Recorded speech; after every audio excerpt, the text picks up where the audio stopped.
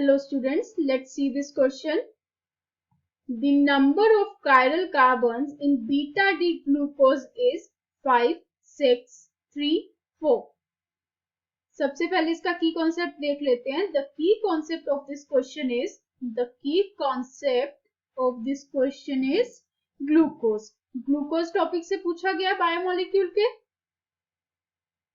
Glucose इसका की concept हो गया और इसमें हम बात की गई है कायरल कार्बन की. तो देख लेते हैं कायरल कार्बन होते क्या हैं. कायरल कार्बन होते हैं जिनके साथ 4 डिफरेंट ग्रुप्स अटैच्ड होते हैं. कायरल कार्बन वो होते हैं जिनके साथ 4 different groups are attached. 4 different groups are attached. Groups are attached.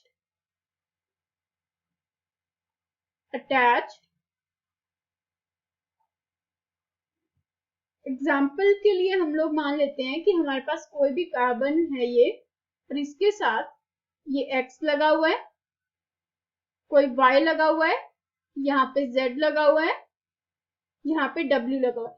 Means carbon के जो भी सब्स्टिट्यूएंट लगे हुए हैं वो सबके सब चारों के चारों डिफरेंट होंगे. उस कार्बन को हम बोलते हैं कायरल कार्बन. ठीक है, तो ये सब बेसिक कॉन्सेप्ट था. हम क्वेश्चन पे आते हैं. क्वेश्चन में हमसे पूछा गया है बीटा डी ग्लूकोज का. बीटा डी ग्लूकोज का हम सबसे पहले स्ट्रक्चर बनाते हैं. जो बीटा डी ग्लूकोज होता है वो कुछ इस तरीके से होता है. कार्बन 6 कार्बन एटम्स रहते हैं इसके अंदर,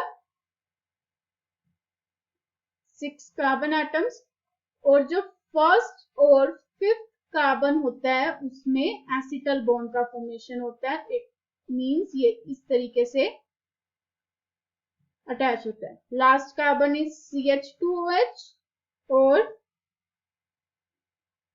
जो फर्स्ट कार्बन पर जो OH प्रेजेंट होगा अगर तो वो लेफ्ट हैंड साइड प्रेजेंट होगा, अगर तो वो लेफ्ट हैंड साइड इस तरीके से प्रेजेंट होगा तो वो होता है बीटा डी ग्लूकोज. अगर यही OH right hand side present होगा उसको बोलते हैं अल्फा डी ग्लूकोज. तो ये होता है बीटा डी ग्लूकोज क्योंकि ये लेफ्ट हैंड साइड में लिखा हुआ है और बाकी का हम लोग अटैच कर देंगे हाइड्रोजन और OH को इस तरीके से. ये हमारा फाइनल स्ट्रक्चर किसका हो गया, बीटा डी ग्लूकोज का. ये हमारा फाइनल स्ट्रक्चर है.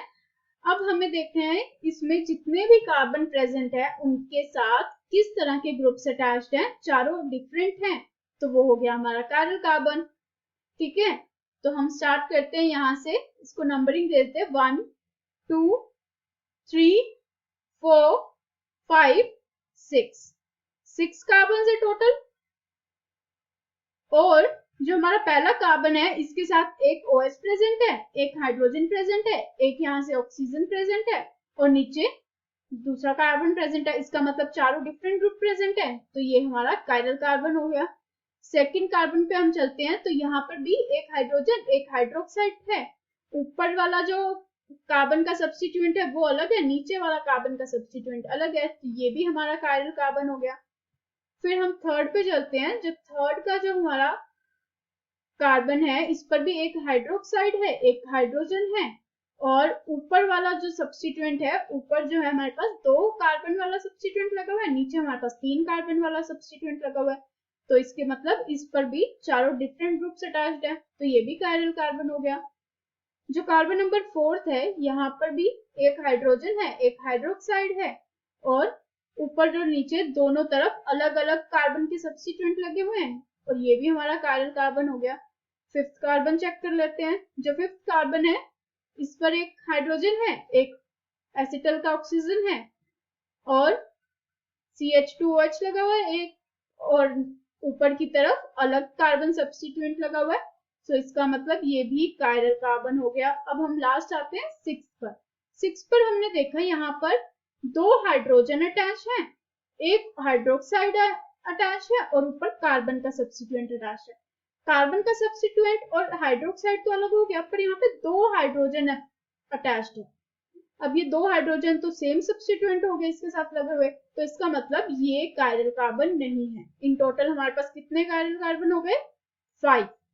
5 कायरल कार्बन इसके साथ में लगे हैं। इसका मतलब हमारा फाइनल आंसर होगा ऑप्शन ए 5।